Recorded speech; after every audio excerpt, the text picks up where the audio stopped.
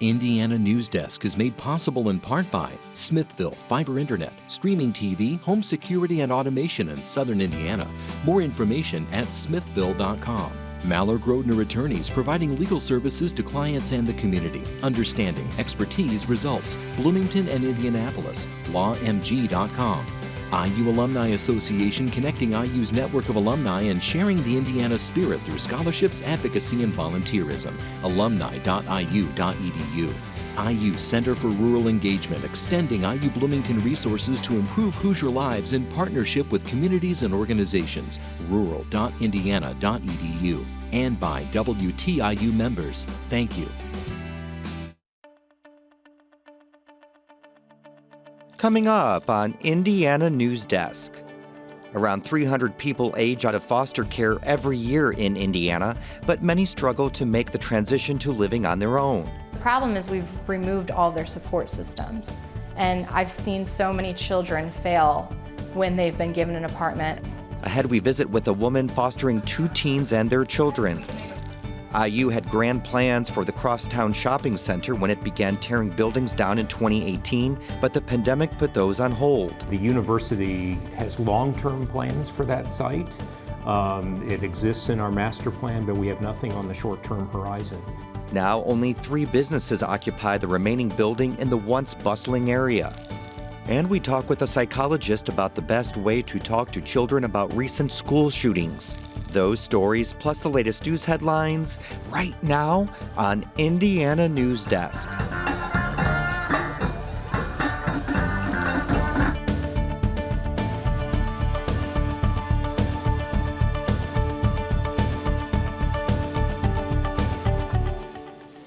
Welcome to Indiana Newsdesk. I'm Joe Wren. Well, as debate over gun control regulation rages across the nation, the city of Uvalde, Texas, has been burying the 19 children and 2 teachers killed in a school shooting 2 weeks ago.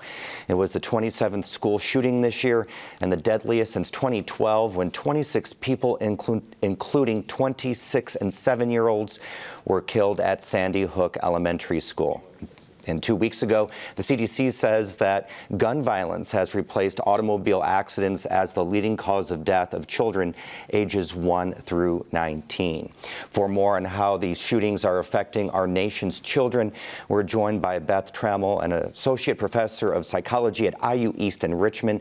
She's an experienced clinician who has worked with children and families for over 15 years. Welcome to the show, Professor. Thank you. So, I would imagine children are asking questions about the shooting.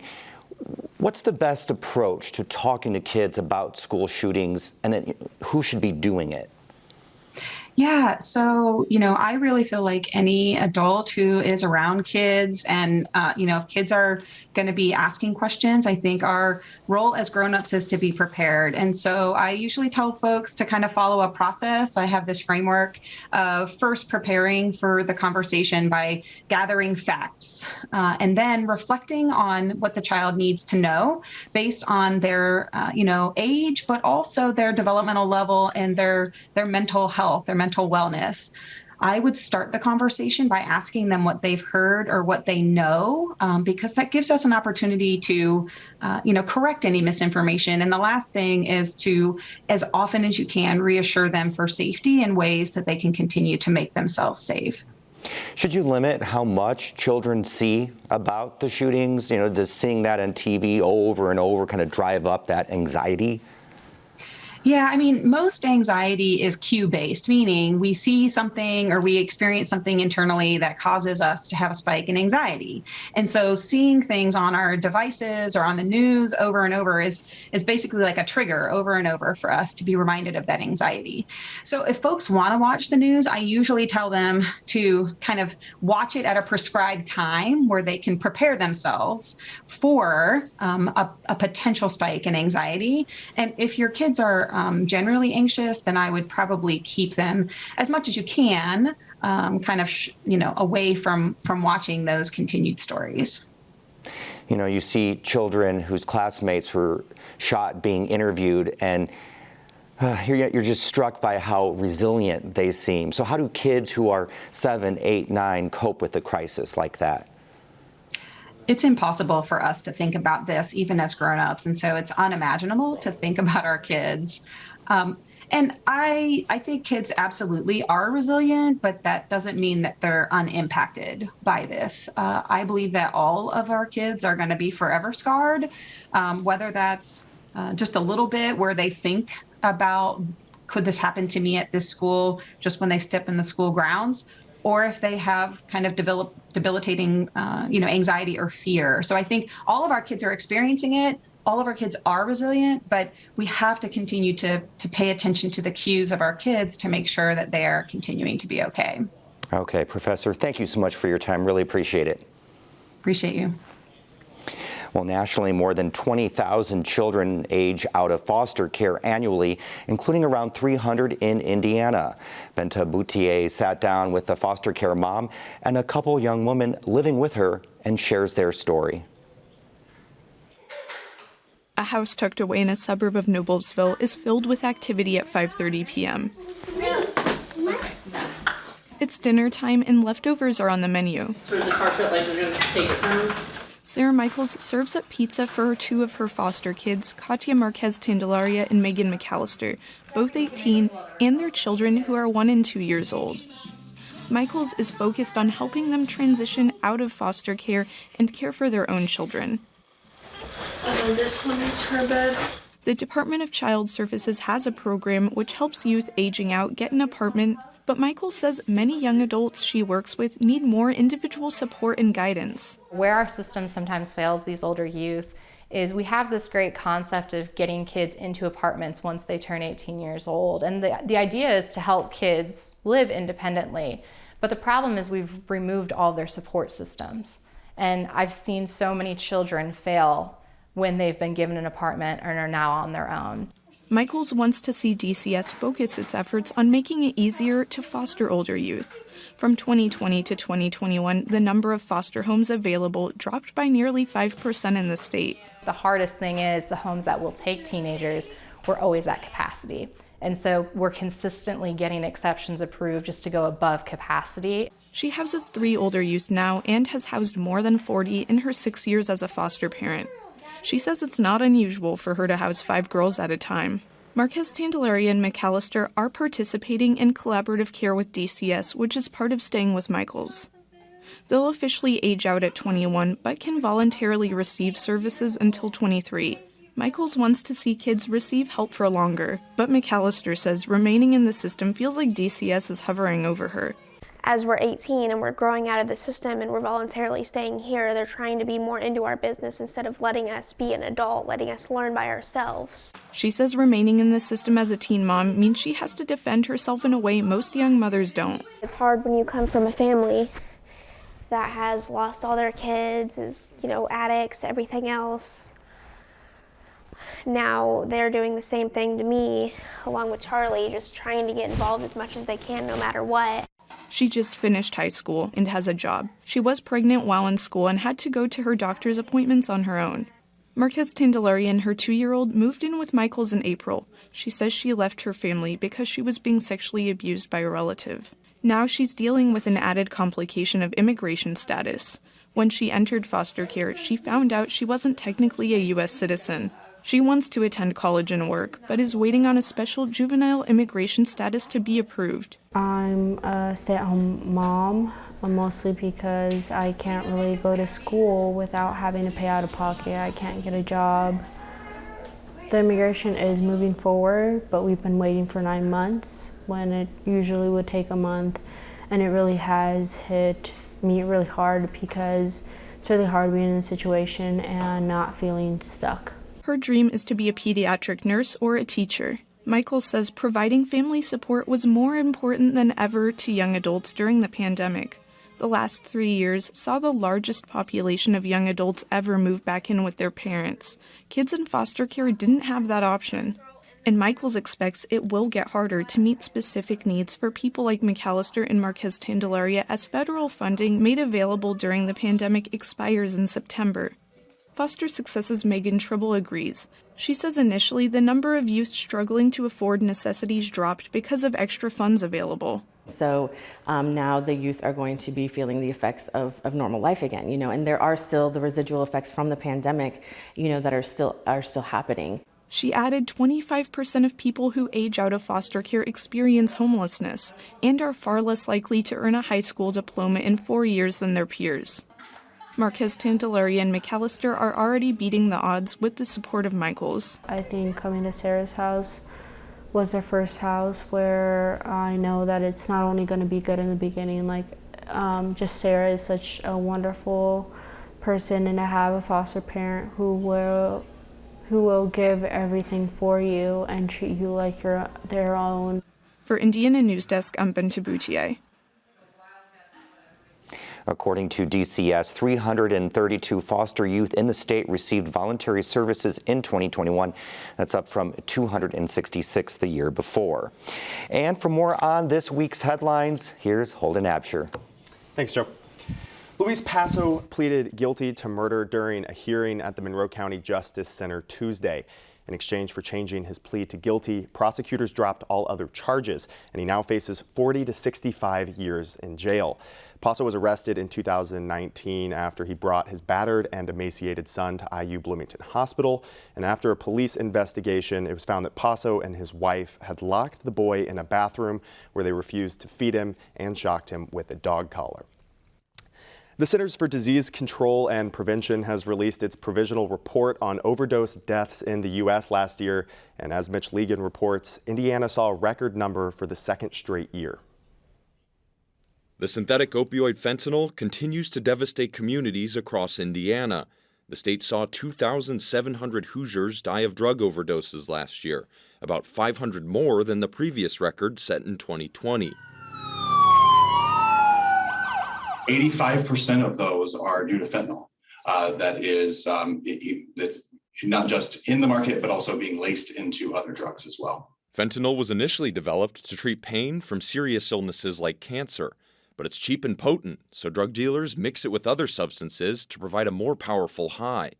Travis Jester is the Director of Recovery for the Jay County Drug Prevention Coalition, which provides recovery services to 12 counties in eastern Indiana.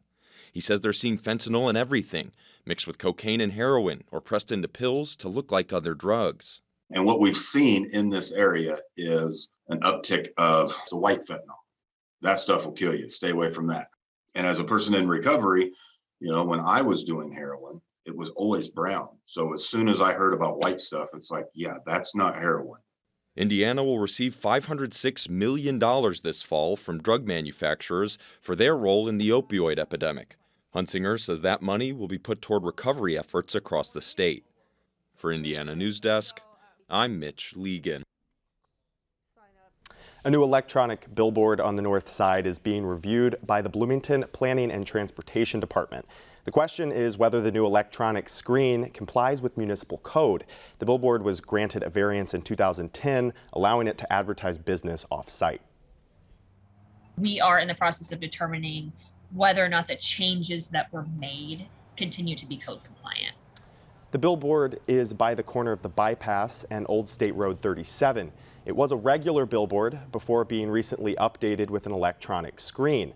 Sign owner Lamar Advertising did not immediately respond to a request for comment. A federal appeals court ruled that the public can still use the Lake Michigan shoreline in front of private property. Property owners argued the Indiana Supreme Court took part of their property when it made an earlier ruling.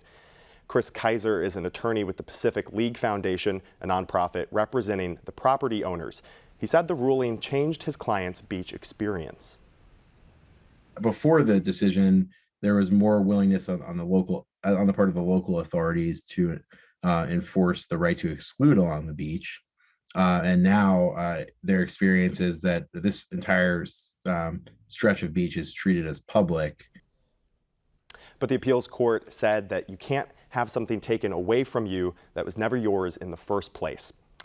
The annual Taste of Bloomington Food Festival will not happen as planned this month. The organizing committee cited increased supply costs and labor shortages, as well as other ongoing effects of the pandemic. Everyone who purchased advanced tickets will be refunded by the end of the month. And that is all the time we have for headlines, Joe, and so back to you. When was the last Taste of Bloomington? Well, last year's event was to go only, and in 2020 the event was canceled, so the last regular one would have been in 2019. Hope we'll be back next year. Hopefully for 2023. That's right. Coming up next on Indiana Newsdesk. MCCSC says it will be pushed off a financial cliff if a new referendum is not passed in this fall's election. And the pandemic shelved plans IU had for the Crosstown Shopping Center area on 10th Street. These stories and more right here on Indiana Newsdesk. Public media's role now is more than ever to get the facts out, to be as transparent as possible, and to tell the truth as we know it.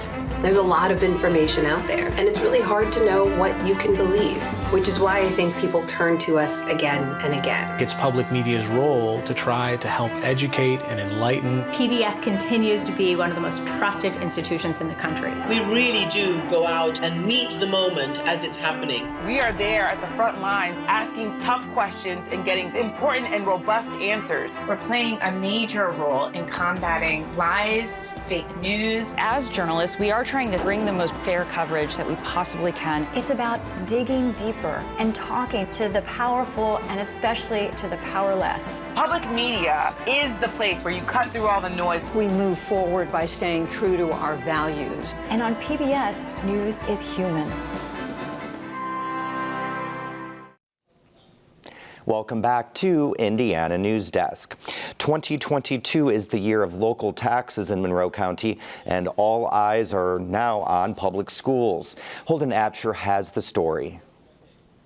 Monroe County residents will already pay more in local income, and most will pay more in property taxes next year. But voters must also decide whether to reach deeper into their pockets for the largest public school referendum since 2010. And the decision doesn't come without homework. From the school's point of view, all these extra taxes that people have, think they're paying and actually are paying doesn't do them any good. They still have the same need. And if you're in the 6th year of your operating referendum, it's likely to be running out pretty quick. And that's the position Monroe County Community School Corporation is in. It would be pushed off a fiscal cliff in 2024 without a new referendum. In 2010, voters approved a 14-cent levy on every $100 of net assessed property value, which generated $7.3 million annually. In 2016, voters renewed the same investment, and adjusted for inflation, that money would be worth $9.6 million today. Yet, the district is seeking more than that. It wants $15.5 million annually. But we can do so much more with that money. Oswald says faculty and staff pay will increase, and the district will invest $1.2 million in special education, performing arts, and STEM. Those needs are not getting addressed from state funding. MCCSC estimates homeowners with a net assessed value of $100,000 will pay about $125 in additional taxes each year. And while local referendums passed with 60% and 80% support in 2010 and 2016 respectively, Oswald says he's not worried about this year. People in our community have told us over and over again that they support K-12 public education. It's an investment. It increases the overall health of our community, of quality of life, business attraction, educational attainment, property values. All of these things are enhanced when you invest in K-12 public education. The MCCSC referendum on November's ballot will appear as a 34% increase, but it's only an increase to the portion of the bill paid to schools. Think of the issue like a ladder, and each rung is a referendum. With its feet on the ground, MCCSC has a base rate that it taxes. In 2010, voters allowed the district to go one step up. Then in 2016, voters allowed the district to stay on that same level. Now MCCSC wants to go up another step. If you calculate the jump from the first step to the second step, MCCSC is only proposing a 15% increase. But under state law, the percentage is calculated using the jump between the floor and the proposed top step. And DeBoer says this can be misleading for voters. And the only solution is do your homework before you go into the voting booth. For Indiana Newsdesk, I'm Holden Absher. MCCSC's Board of Trustees will meet later this month to officially place the referendum on the November ballot. Well, in 2018, businesses in Bloomington's 10th Street Crosstown Shopping Center began to disperse in advance of a new development plan for the site. But Sarah Vaughn reports the site is half empty now and shows no sign of new construction. There was a time when Crosstown Shopping Center was a bustling place, home to many popular restaurants and shops over the years in side-by-side complexes. Popularity made parking challenging. That all changed in the fall of 2018. WS Property Group announced plans to redevelop the property for Indiana University into a multi-story mixed-use development housing both commercial space and offices. The multi-million-dollar Crosstown Station project would have included a pedestrian walkway and outdoor seating. But now the shopping center is half the size it was, its eastern half a grassy, empty lot. Only Pizza X and Subway are operating in the building left standing. Many Bloomingtonians are wondering what happened. The Crosstown Plaza is not anything that the university nor the IU Foundation is redeveloping at the current time. The university has long-term plans for that site. It exists in our master plan, but we have nothing on the short-term horizon. Morrison says COVID was the project's undoing. He says in the initial months of the pandemic, students weren't on campus and revenues were down. We had to look at right away what are the things that we can do to make sure that we could be financially stable. And so there were a number of capital projects at the time that we put on hold. This was one of them. The project is also a casualty of pandemic-induced changes in the university's operational life. Morrison says personnel from IU's financial services departments who likely would have moved to the new Crosstown station now work remotely or have been accommodated in university properties elsewhere. Back in 2018, the plan was to bring the project to fruition in 2 stages, starting with the center's east side. Once the east building was finished, tenants in the west building could move to the new building and construction could begin on the west side of the property. 2 businesses being positioned to make that move were Pizza X and Lenny's.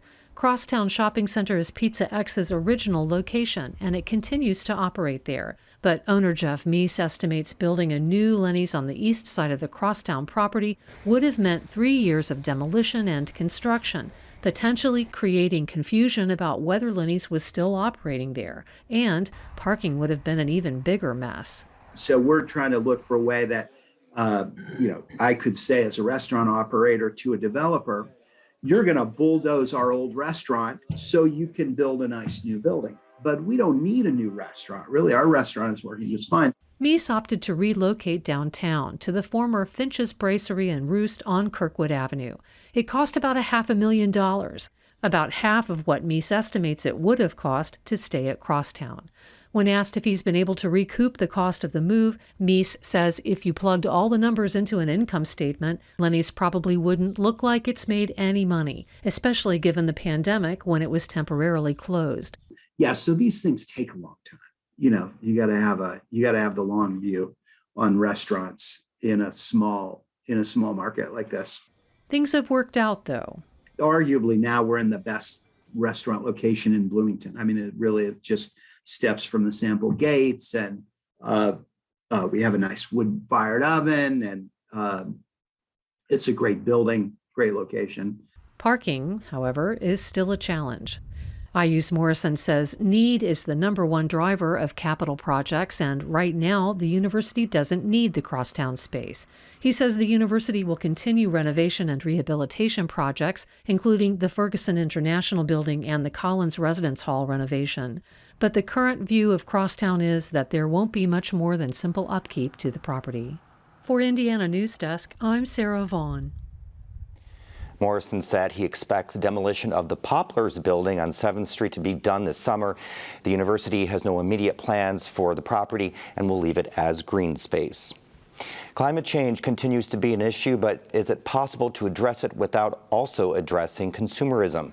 An expert told Indiana Public Broadcasting's Rebecca Thiel, we do need to change how we consume to help the planet, and it will take more than individual actions to do it. Zach Schrank is a sociologist at Indiana University South Bend and teaches classes on the intersection between the environment and consumption. He says there are things you can do to reduce your impact. You can buy things used, share items with your neighbors, and buy from companies that care about the environment. But Schrank says just by being in an affluent society like the U.S., we consume more, and we don't always have the opportunity to make greener choices. If you live outside a major city, you might not be able to go without a car. If your smartphone battery dies, you might not be able to replace it yourself and have to get a whole new phone. It is the responsibility of the entities that are making these things and the governments that are regulating the production and sales of these things so that consumers have good options. Amru Oweshi is the executive director of the Indiana University Business Sustainability and Innovation Lab. He says while excess consumerism is a bad thing, the idea that you have to severely limit yourself to save the planet isn't helpful. We hurt ourselves when we're talking about climate change and we say, oh, you got to eliminate everything you've been doing now. That's not fair because people are not going to get on board. All we're saying is you need to change some of the ways you've been doing things. Schrank says it's difficult to change the way we consume, and people will have to work collectively to ensure everyone has the option of making greener choices. For Indiana Newsdesk, I'm Rebecca Thiel. That's the end of this program, but our work continues online as we cover the news throughout the week at WTIUnews.org. Have a great weekend.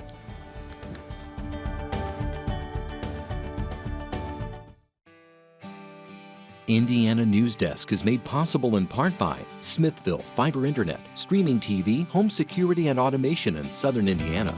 More information at smithville.com.